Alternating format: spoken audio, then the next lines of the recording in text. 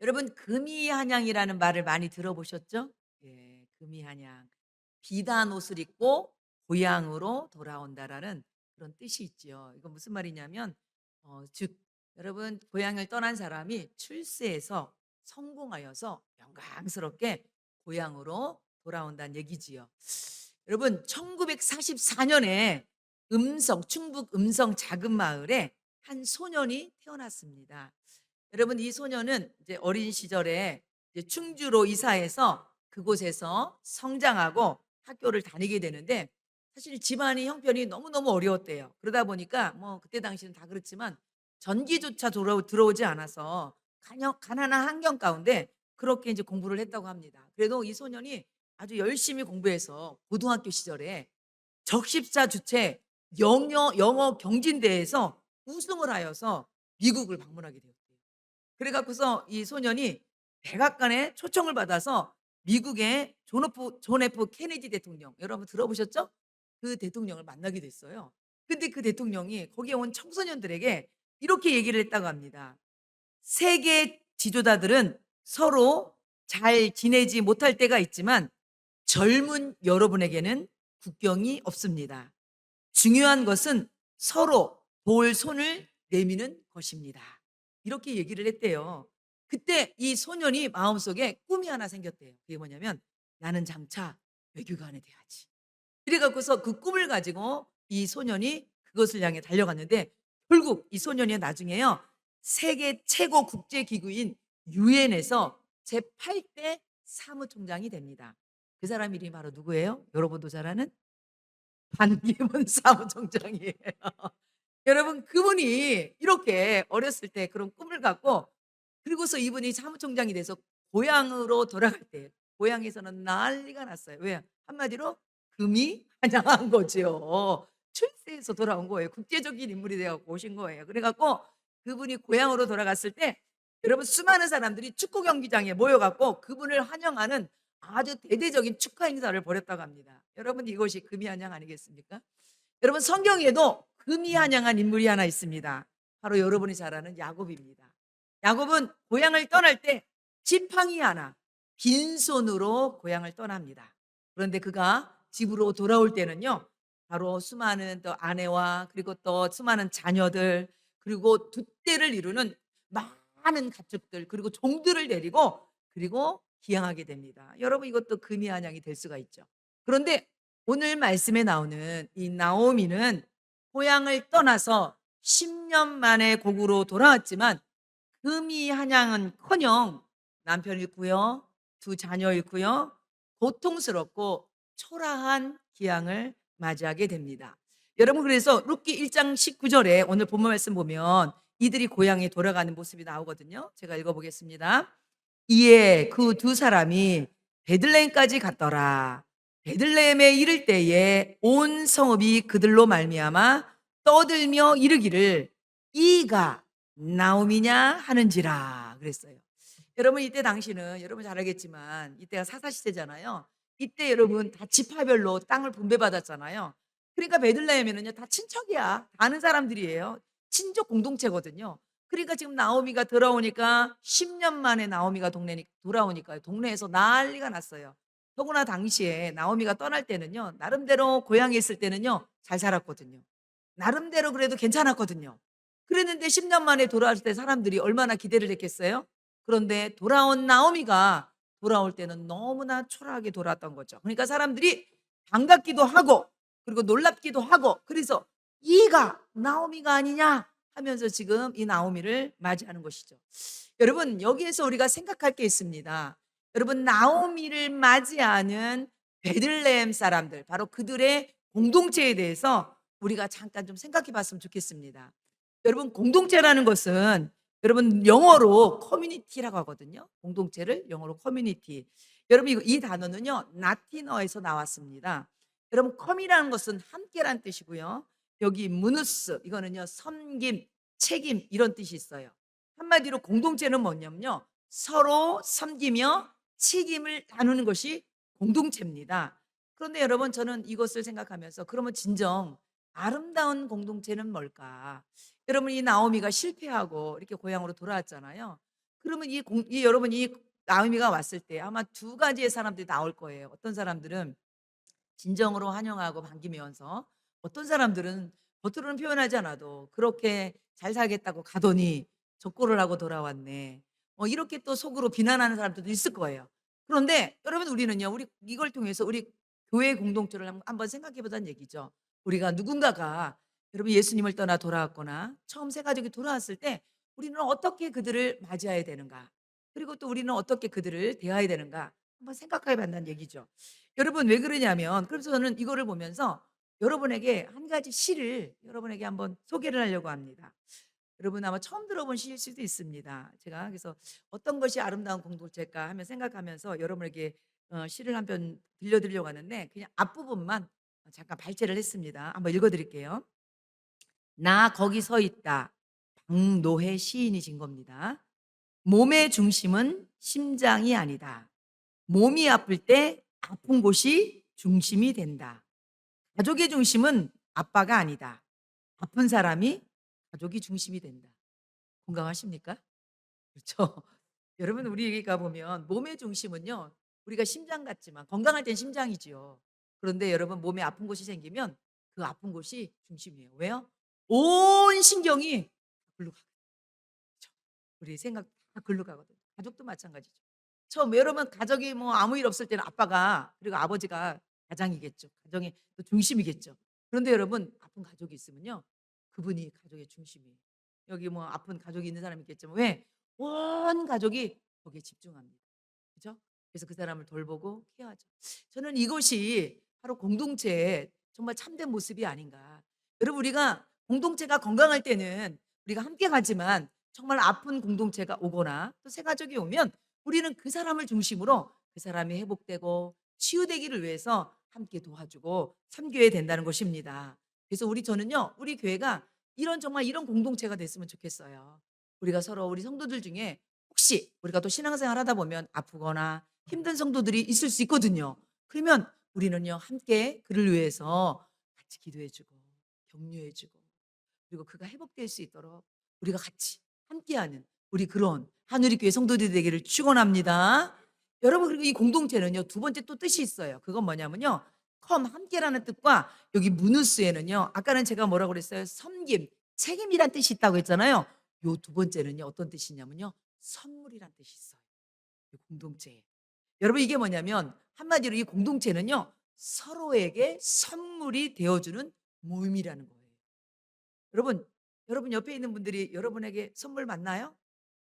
예. 아멘 감사합니다. "아니요. 저는 저 사람이 불편합니다." 이런 사람 없죠? 여러분 하나님께서 우리에게 공동체를 주셔줄 때는 서로에게 선물이 되라고 공동체를 주신 거예요. 연약한 지체들에게 그리고 서로에게 힘이 되어 주고. 저는요 그래서 우리 보면 서로 "당신은 나의 선물, 우리 교회 선물입니다." 그런 고백을 했으면 좋겠어요. 한번 연습해 볼까요? "당신은 우리 교회 선물입니다." 한번 옆 사람하고 얘기 좀 한번 해 보세요. 예. "당신은 나의 선물입니다." 얘기해 보세요. 네. 그렇습니다. 여러분 교회 공동체는요. 서로 섬기며 또 하나 되는 공동체이기도 하지만 서로 선물이라는 걸 기억하세요. 배경기 성도님도 우리 교회 선물이고 그죠? 우리 또 장혜수 우리 집사님도 우리 교회 보내주신 하나님의 선물이에요. 저는 그렇게 믿어요. 그래서 한 분 한 분이 너무너무 소중하고 너무너무 귀합니다. 우리 서로를 선물같이 여기시는 우리 성도들 되시기 바랍니다. 그런데 여러분 여기서 우리가 한 가지 잊지 말아야 될 게 있어요. 우리는요 서로에게 선물이 되어주는 것뿐만 아니라 교회는요 예수 그리스도의 생명을 받는 바로 공동의 예수님으로부터 생명을 받은 공동의 선물을 받는 공동체라는 거예요. 서로에게 선물도 되지만 하나님 앞에 바로 예수님이 우리에게 선물을 주셨어요. 그런데 예수님이 우리에게 주신 선물은요. 극히 일부의 선물만 주신 게 아니에요. 여러분 누구에게 선물을 줄 때 우리는 우리의 어떤 부분의 선물을 주잖아요. 우리의 것을 나눠서 선물을 주잖아요. 그런데 예수님이 우리에게 선물을 주실 때는요. 그의 소유를 떼어서 선물을 주신 게 아니라 그분 자신을요. 온전히 내어서 우리에게 선물로 주셨습니다. 여러분 그 선물을 받은 사람이 우리 여러분 한 사람 한 사람들이에요. 우리가 그 놀라운 선물을 받았어요. 그 선물을 받고 우리가 오늘 이 자리에 앉음을 믿으시기 바랍니다. 여러분, 그래서 오늘 보면 이 나오미가 돌아온 베들레헴이요, 여기 보면 히브리 말로 베들레헴이 뜻이 있어요. 베들레헴이란 거 뭐냐면 베트, 집, 렘, 떡이라는 말이거든요. 한마디로 떡집이란 뜻이거든요. 예수님께서 제자들과 마지막 성만찬을 하면서 여러분 떡을 나누면서 뭐라고 했냐면 나는 너희에게 생명이 떡이다, 이렇게 말씀하셨어요. 여러분, 이건 두 가지 의미가 있죠. 첫 번째는 뭐예요?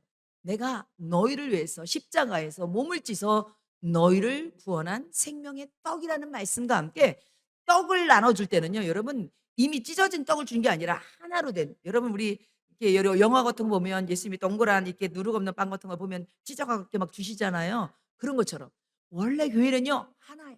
그래서 주님이 하나 된 것을 찢어주는 거예요. 이것을 통해서 우리 주님이 말씀한 건 뭐냐면요, 교회는요 하나라는 것을 얘기하는 거예요. 그래서 여러분, 우리는요 예수님의 그 놀라운 사랑받은, 바로 예수님의 생명받은 하나임을 믿으시기 바랍니다. 근데 여러분, 그래서 이 사단은요 늘 여러분 교회를 공격할 때 어떻게 공격하냐면요, 갈등을 일으키고 분열을 일으켜서 관계를 갖다 깨뜨리는 게 사단이 하는 거예요. 그래서 여러분, 교회는요 다른 것 때문에 교회 떠나지 않더라고. 저도 이렇게 신앙생활하고 또 이렇게 신방사역을 하다 보면요 이성 교회를 떠나는 분이 있어요. 여러 가지가 있겠지만 그 중에 하나가 뭐냐면 관계에 어려움이 있어서 교회를 떠나는 사람들도요 종종 있습니다. 그렇기 때문에 여러분, 내 맘 같지 않아요. 성도들이 그렇잖아요. 여러분, 평생 살아온 부부도 잘 안 맞는데, 그래서 얼마나 안 맞으면 부부가 로또라고 하겠어요. 그런데 하물며 여러분, 우리 자라온 환경이 다르고 성격이 다른 사람들이 예수님의 생명을 받은 그 하나라는 것 때문에 우리가 모여 있는 건데, 여러분, 우리가 얼마든지 안 맞을 수 있죠. 얼마든지 여러분 다를 수 있죠. 근데 여러분, 서로 다름을 인정하면서 여러분 하나 되시기 바랍니다. 그래서 여러분, 에베소서 4장 3절에 보면 평안에 매는 줄로 성령이 하나 되게 하신 것을 힘써 지키라고 했습니다. 성도 여러분, 우리 성도들은요 끝까지 주님 오시는 날까지 서로 하나 되어 함께 갑시다. 저도 부족하고 우리 모두 다 부족한 사람들입니다. 그래서 주님의 사랑이 필요한 거 아니겠습니까? 그렇지만 우리가 함께 갈 때 하나님께서 우리 하나됨으로 영광 받으실 걸 믿습니다. 그래서 여러분, 하나 되기 위해서는 어떻게 되느냐, 에베소서 4장 32절 보니까 이렇게 되어 있습니다. 서로 친절하게 하며 불쌍히 여기며 서로 용서하기를 하나님이 그리스도 안에서 너희를 용서함 같이 하라 그랬습니다. 성도 여러분, 서로 친절하래요. 여러분, 친절합시다. 예, 새 가족 왔는데 쌩쌩하게 이러지 마시고, 아우 나 저분 잘 몰라, 난 낯설어 이러지 말고 여러분 웃어주세요. 보면 아주 그냥, 여러분 어디 가서 그렇게 우리가 환영을 받겠어요. 교회 가니까 나를 그렇게 환영해 주더라. 여러분, 교회는요 환영받는 곳이 돼야 돼요. 그래서 먼저 친절해야 돼요. 저는 원래 성격이 안 돼서. 아니요, 안 되는 성격도 바뀌면 돼요. 저도요 집에서는 조금 덜 친절해요. 근데 교회 나면 더 많이 친절해요. 여러분도 그렇지 않습니까? 친절합시다. 예? 우리 그래서 서로 친절하며 그러잖아요. 불쌍히 여기며. 여러분, 사람들 한 사람 한 사람 보면 다 불쌍한 사람들입니다. 다 죄인이고 연약한 사람들입니다. 그죠? 예수님이 필요해서 온 사람들이잖아요. 그죠? 그렇기 때문에 우리 모두 그분들이 상처받으면 안 되잖아요. 서로 불쌍히 여기며 서로 용서하기를 하나님이 그리스도 안에서 너희를 용서한 같이 하라고 말씀하십니다. 그리고 골로새서 3장 13절에 보면 누가 누구에게 불만이 있거든 서로 용납하여 피차 용서하되. 여러분, 우리가 관계를 하다 보면 불만이 있을 수도 있어요, 없어요? 있죠. 이거 내 뜻하고 다르고, 그리고 내가 방식하고 다르면 불만이 쌓이죠. 사람인데. 그렇지 않겠어요? 그런데 오늘 주님이 뭐라 그래요? 서로 용납하여 피차 용서하래. 나만 용서하는 게 아니라 어떻게 하네요? 서로 용서하래. 서로 피차 용서하래. 그리고 뭐래요? 주께서 너희를 용서하신 것 같이 너희도 그리하고. 용서하라는 겁니다. 여러분, 용서하면요 문제될 게 없어요. 그렇잖아요? 그렇죠? 그런데 여러분, 중요한 건 뭐냐면 우리 모두는요 연약한 사람들이라 우리는요 어쩔 수 없이 계산적이고 자기 중심 죽이고 연약하여서 우리는요 형제들을 사실은 끝까지 사랑할 능력이 우리에게는 없습니다. 그래서 주님 사랑이 필요해요. 주님 사랑이 내 속에 부어질 때 내 능력이 아니라 주님 사랑으로 우리가 사랑할 수 있습니다. 아멘. 그래서 십자가의 사랑이 여러분 곁에 강같이 흘러서 여러분도 그 사랑 힘입어서 우리 교회 성도들을, 여러분에게 붙어진 사람들을, 가족들을, 이웃들을 사랑하는 우리 성도들 되시길 축원합니다. 여러분, 그래서 독일의 목사이자 신학자인 보네포는 이렇게 얘기합니다. 교회란 너와 내가 직접적으로 만나는 사건이 아니라 그리스도 안에 있는 내가 그리스도 안에 있는 너를 그리스도 안에서 만나는 사건이다. 이렇게 얘기합니다. 그렇습니다. 여러분, 너와 나랑 만나면요, 언제든지 틀어질 수 있다는 거예요. 언제든지 갈등이 있을 수 있다는 거야. 언제든지 불화의 씨앗이 있을 수 있다는 거야.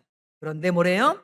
그리스도 안에 있는 내가 그리스도 안에 있는 너를 그리스도 안에서 만난다는 거죠. 그죠? 나는 연약하지만 예수님의 사랑으로 그 사람을 바라보는 거예요. 예수님의 긍휼로 그 사람을 바라보는 거예요. 그리고 그 사람도 나를, 이 사람을 그렇게 바라보는 거예요. 그러므로 교회 공동체는요, 서로에게 선물이 될 수 있고 서로로 섬기는 아름다운 공동체가 될 걸 믿습니다. 그러므로 우리 교회는 서로에게 선물이 되는 복된 공동체가 되기를 축원합니다. 1장 21절 보도록 하겠습니다. 나오미가 고백합니다. 내가 풍족하게 나갔더니 여호와께서 내게 비어 돌아오게 하셨느니라. 이렇게 얘기합니다. 나오미는요, 금이 한양한 것이 아니라 지금 비어서 돌아왔다고 얘기하고 있습니다. 여러분, 여기서 비다는 것은요, 빈손이란 얘기예요. 아무것도 없이, 한마디로 완전히 잃었다는 거예요. 여기서 비었다는 것은요, 조금 부족하다는 뜻이 아니라요, 완전히 빈 상태를 얘기하는 거예요. 지금 여러분, 나오미는요, 본인이 가져가고 있던 모든 것을 다 잃었잖아요. 여러분, 사랑하는 남편 잃었어요. 그리고 더 가슴 아픈 건 뭐냐면요, 사랑하는 두 아들을 잃었습니다. 그럼 그것뿐만 아니라 가지고 갔던 모든 것, 그 풍족했던 것 다 잃었습니다. 그러니까 나오미는 뭐라고 얘기하는 거예요? 내가 기어 돌아왔다. 이렇게 얘기하죠. 그런데 여러분, 여기에서 한 가지 기억할 게 있습니다. 여러분, 우리가 잃어버린 것에 집중하다 보면요, 여러분, 다른 것을 보지 못하게 되고 남은 것조차도요, 잊어버리게 되고 남은 것조차도 있다는 것을 잊어버리게 돼요. 여러분, 그것이 여러분 구약에 보면 이스라엘 백성이 여러분 신강야에 이르렀을 때 물이 없어서 문제가 생기거든요. 여러분, 물이라는 것이 얼마나 중요합니까? 물이 없으면 다 여러분 목말라 죽잖아요. 그런데 이 이스라엘 백성이 어떤 백성입니까? 여러분, 하나님의 기적으로 홍해를 건넜어요. 하나님의 은혜로 구름 기둥과 불 기둥의 인도를 받았어요. 그리고 하나님의 기적으로 만나와 메추라기를 먹은 사람들이에요.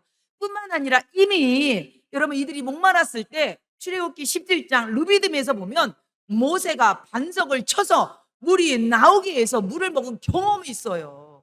그러면 지금도 목마르다는 얘기죠. 그러면 분명히 하나님께서 모세를 통해서 주실 거라는 것을 믿어야 되는데, 여러분, 이들은요, 그때뿐이에요. 여러분, 민수기 20장 2절 4절 보세요. 제가 보면 이렇게 얘기합니다. 회중이 물이 없으므로 모세와 아론에게 모여드니라. 너희가 어찌하여 여호와의 회중을 이 강야로 인도하여 우리와 우리 짐승이 여기서 죽게 하느냐. 여러분, 지금까지 이 백성이 어떤 백성이었어요? 하나님의 공급하심을 받은 사람이었잖아요. 하나님의 보호하심을 받은 백성이었잖아요. 하나님의 기적을 체험한 사람이잖아요. 그런데 지금 모세와 아론에게 뭐라고 그래요? 우리를 이 강야에서 인도해서 우리를 여기에서 죽게 만드냐면서 지금 모세를 향해서 지금 원망하고 있잖아요. 그러면서 여러분, 한술 더 뜹니다. 민수기 20장 5절 보면 이렇게 얘기합니다. 너희가 어찌하여 우리를 애굽에서 나오게 하며 이 나쁜 곳으로 인도하였느냐. 이곳에는 파종할 것도 없고 무화과도 없고 포도도 없고 석류도 없고 마실 물도 없도다. 여러분, 다 없다고 그러죠. 다 없죠. 강야에 뭐가 있겠어요. 여러분, 보세요. 여러분, 이것을 통해서 우리에게 들려주시는 하나님의 음성이 있습니다. 우리의 신앙도 마찬가지예요. 우리가 없는 것에 집중하다 보면요, 우리가요, 원망할 수밖에 없어요. 그리고 우리의 믿음이 약해지잖아요. 그러면요, 지금 없는 것, 그리고 부족한 것, 문제만 보인다는 거예요. 지금 이스라엘 백성은요, 없는 것만 보이는 거야. 파종할 것도 없습니다. 무화과도 없습니다. 포도도 먹고 싶은데 포도도 없습니다. 석류도 먹고 싶은데 석류도 없습니다. 마실 물도 없습니다. 없는 것만 지금 얘기하는 겁니다. 사랑하는 성도 여러분, 우리 사랑하는 성도들은 없는 것을 바라보는 결핍의 신앙에서 벗어나서 이제 하나님이 내게 주신 것, 하나님이 내게 남겨주신 것을 바라보는 믿음의 성도들이 되시기를 바랍니다. 왜냐면요, 하나님은요, 남은 것을 통해서 역사하기 때문입니다. 사실 나오미도요, 아까 텅 비었다고 했잖아요. 아무것도 남은 게 없어. 남편도, 그리고 두 아들도, 가진 재산도 아무것도 없어. 나는 텅 비었어. 아무것도 없어 했지만요, 여러분, 나오미에게 남은 게 있어요. 그게 누구예요? 앞으로 나오미의 삶과 가문을 회복시킬 며느리 룻이라는 복된 며느리가 그에게 남았다는 것이죠. 나중에 이 며느리가 이 가정에 어떤 역할을 하는지 압니까? 여러분, 사람들이 나중에 내가 비어돌아왔어 이런 나오미에게 사람들이 나중에 나오미랑 이렇게 고백합니다. 룻기 4장 13절 15절에 보면 이렇게 얘기합니다. 이에 보아스가 룻을 맞이하여 아내로 삼고 그에게 들어갔더니 여호와께서 그에게 임신하게 하심으로 그가 아들을 낳은지라. 이는 내 생명의 복자며 내 노년의 복양자라. 곧 너를 사랑하며 일곱 아들보다 귀한 내 며느리가 낳은 자도라 하니라. 아멘. 사람들이 뭐라고 합니까? 야, 두 아들이 아니라 일곱 아들보다 더 귀한 내 며느리가 남았지 않냐. 네 며느리가 장차 이 너의 가문을 회복시켜 줄 거고 너의 삶을 회복시키는 이 고백이거든요. 사랑하는 여러분, 없는 게 아니에요. 남은 것이 있어요. 사랑하는 성도 여러분, 다른 거 다 잃을지라도 하나님의 은혜, 하나님이 남겨주신 것을 찾으시는 여러분 되시기 바랍니다. 여러분, 엘리야 시대 때도요, 사로박 가브가 여러분 흉한 여러분 아주 흉년 가운데서요, 아무것도 남지 않고 뭐만 남았었습니까? 그때 밀가루 한 주먹하고 가루 조금밖에, 여러분 기름 조금밖에 안 남았잖아요. 그런데 하나님께서 그 남은 것을 통해 역사하셨잖아요. 그래서 가뭄이 끝나도록 가루통에 가루가 끊이지 않고 기름통에 기름이 끊이지 않도록 역사하셨잖아요. 사랑하는 저런교 여러분, 우리 남은 것을 바라봅시다. 남은 것을 가지고 감사하시기 바랍니다. 여러분, 저는 이 말씀을 준비하면서 한 가지 간증을 여러분에게 들려드리려고 합니다. 여러분, 다일 공동체 바퍼 최일더 목사님 아시죠? 여러분 한 번씩은 들어봤을 거예요. 그 목사님 사모님이 김현수 사모님이신데 그분이 간증하는 걸 제가 들었습니다. 그분은요, 결혼 전에 수녀였어요. 수녀. 대단하죠? 여러분, 그분이 이 수녀인 그분이 이 목사님하고 결혼한 것도 아주 센세이션을 일으켰던 거죠. 그런데 이것도 굉장한데, 이분이 그 목사님 최일도 목사님보다 5살이나 많았어요. 지금이야 뭐 여자가 나이 많은 거 별로 문제되지 않지만 그때 당시만 해도요, 당시에는 흔한 일이 아니었어요. 여러분, 그 당시 이 최일도 목사님이 이 김현수 사모님하고 결혼할 때 수녀였던 분하고 결혼을 한 거죠. 자기보다 5살 많은 연상하고. 근데 그때가 신학교 1학년이었어요. 여러분 잘 아시겠지만 그때 당시는 힘든 시대였잖아요. 그런데 더구나 신학교 1학년이니 이 사모님이 돈을 벌 수밖에 없었던 것이죠. 근데 이때 이 사모님이 선생님이었대요. 그래서 시골에 이제 국어 선생님으로 남편 학비도 벌어주면서, 그리고 또 가정도 꾸며가면서 이렇게 이제 뒷바라지를 해줬던 거죠. 그랬는데 이제 문제는 뭐냐면 이제 아기를 낳게 된 거예요. 그러다 보니까 아기를 키워줄 사람이 없는 거예요. 아이 둘을 낳는데. 그래서 친정엄마한테 부탁해서 친정엄마가 1년은 봐줬는데 시골에 농사 짓는 게 있다 보니까 친정엄마가 내가 더 이상은 못하겠다. 이래서 이제 이 부부가 누구한테 부탁하냐면 시어머니에게 아기들을 좀 봐달라고 얘기를 합니다.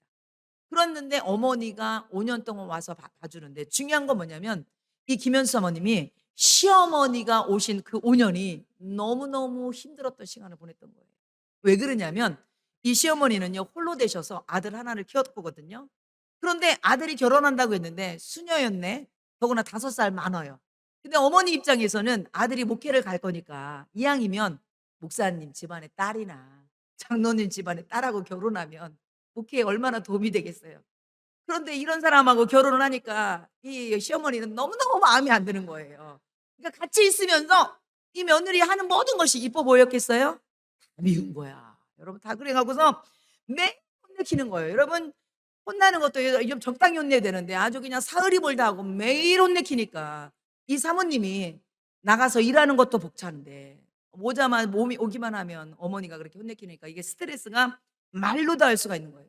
3번씩은 아주 꾹꾹 참는답니다. 그런데 이 사모님 말은 자기가 3번까지는 참는데 그 이상은 못 참겠더래요. 그래서 어느 날은 어머니한테 어머니 좀 제발 좀 그만 좀 하시라고, 제가 뭘 그렇게 잘못했냐고 제가 벌어서 남편 학비하고 가정살림하는데 내가 뭘 그렇게 해. 근데 그런데도 어머니는 여전하다라는 거예요. 그런데다가 남편은요, 이 두 사람의 고부의 이 두 사람의 갈등을 알고 아는 데다가 학교가 머니까 아예 집에를 안 들어오는 거야. 그러니까 이 사모님이 너무 더 힘든 거예요. 그래서 결국은 사모님이 하나님 앞에 그렇게 기도했답니다. "하나님, 제가 어떻게 하면 좋겠습니까?" 그래서요, 정말 죽고만 싶더래요. 그래서 한강물에 빠져 죽든가 천호대교로 그냥 뛰어들고 싶더래요. 그런데 자기가 그렇게 죽으면 신문에 날 거 아닙니까? 수녀였던 사람, 전도사랑 결혼하더니 생활고에 시들려 빠져 죽었네. 그러면 자기 제자들이 그걸 볼 거 아니에요. 그래 갖고 빠져 죽을 수도 없고. 그래서 하나님 앞에 그렇게 기도했대요. "하나님, 땅이 갈라져서 나를 삼키든가 내가 그냥 공중에서 나를 분해시켜서 나를 그냥 소리 없이 나를 그냥 없애 주세요." 이렇게까지 기도했다는 거예요. 그런데도 문제가 해결되지 않는 거예요. 그래 갖고요, 이 사모님이 어쩔 수 없이 '나 집을 나가야 되겠다.' 집에 돌아올 생각 안 하고요. 짐을 다 싸고요. 그런데 보니까 애들 둘이 있잖아요. 너무 불쌍하더래요. 그래서 마지막 밥을 해 놓고 가야 되겠다 그래서 밥을 해 놓고 이 사모님이 집을 나왔어요. 그리고 간 곳이 어디냐면 태백에 있는 예수원에 갔답니다. 그리고 그곳에서 거기서 하는 말이 "나는 지금부터 금식이다." 왜? 굶어 죽으려고. 기도하다 죽은 건 영광이니까. 그래 갖고서 이제 밥도 안 먹고, 그래서 인제 골짜기에 가서 성경하고 찬송가 가지고서 골짜기에 가서 열심히 하루 종일 찬송 부르고 그렇게 하는데도 굶어 죽지도 않더래요. 배는 고픈데 굶어 죽지도 않더래. 너무너무 기가 막히더래요. 그래서 맥없이 울다가 찬송 부르다가 가만히 있는데 갑자기요, 그동안 안 들리던 개울물 소리가 들리더래요. 그런데 그 개울물 소리가 너무너무 이쁘게 들리는 거예요. 그러면서 이 사모님이 이렇게 얘기하십니다. 그 소리를 듣고 있는데 저 개울물들은 장애물을 만나니까 저렇게 예쁜 노래를 부르는구나. 개울물이 장애물 돌들을 만나니까 저렇게 예쁜 노래를 부르는구나. 나는 지금 장애물을 만나고서 죽겠다고 여기 와 있네. 그러면서 자기 자신을 바라본 거예요. 그러면서 자기 자신이 부끄럽게 느껴지더라는 거예요.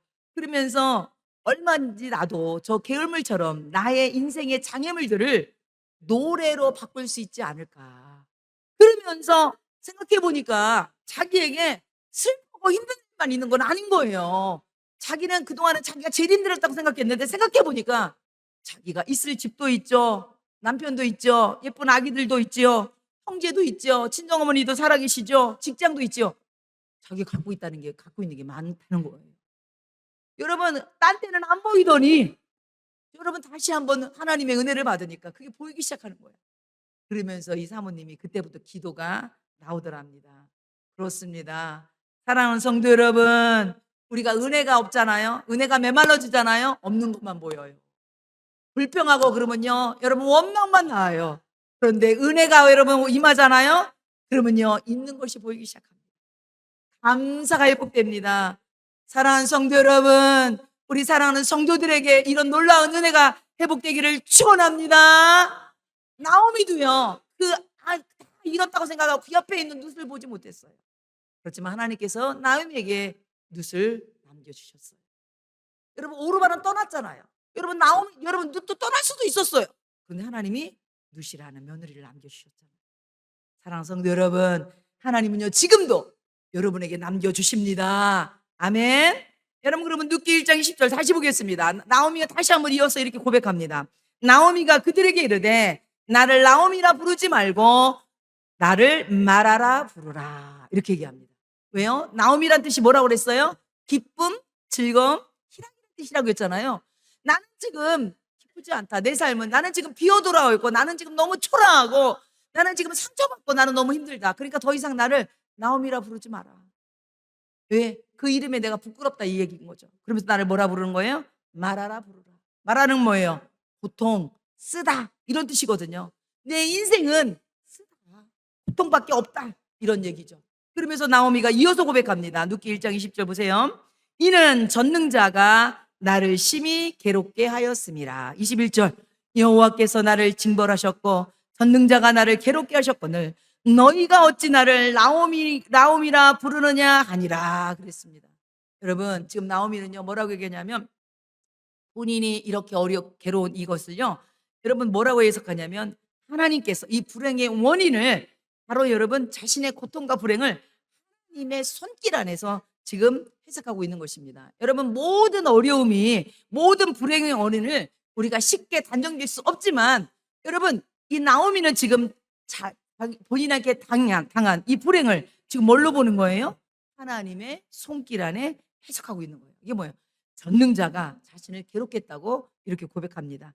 다시 말해서 이것은요, 생사복을 주관하시는 분은 오직 하나님이라는 신앙 고백을 하고 있는 것입니다.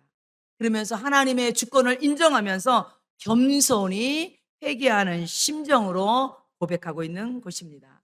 여러분, 보통 사람들이 어려운 일을 당하거나 고통스러운 일이 있으면 여러분 어떻게 합니까? 자신의 죄나 자신의 잘못을 돌이키기보다는 하나님을 원망하고 불평하는 것이 보통 일반적이지 않습니까? 그런데 나오미는요, 불평하고 원망하기보다는요, 이것을요, 하나님의 주권으로 돌렸다는 것이지요. 여러분, 일본의 경영의 신 마쓰시다 고노스케라는 사람이요, 여러분, 자기는 하늘로부터 세 가지 은혜를 받았다고 고백합니다.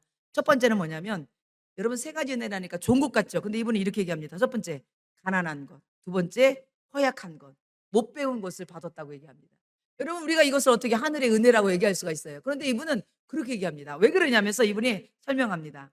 나는 집이 몹시 가난했기 때문에 어릴 적부터 구두 닦기 하며 신문팔이 하며 고생을 통해서 세상을 살아가는데 필요한 많은 경험을 쌓을 수 있었다고 얘기하고, 두 번째는 태어날 때부터 몸이 몹시 약해서 항상 운동을 함으로 인해서 지금 건강을 유지할 수 있다고 얘기하고, 세 번째는 나는 초등학교도 못 다녔기 때문에 모든 사람을 나의 스승으로 여기고, 그리고 누구에게 물으면서 배우는 일을 게을르지 하지 않았다고 얘기합니다.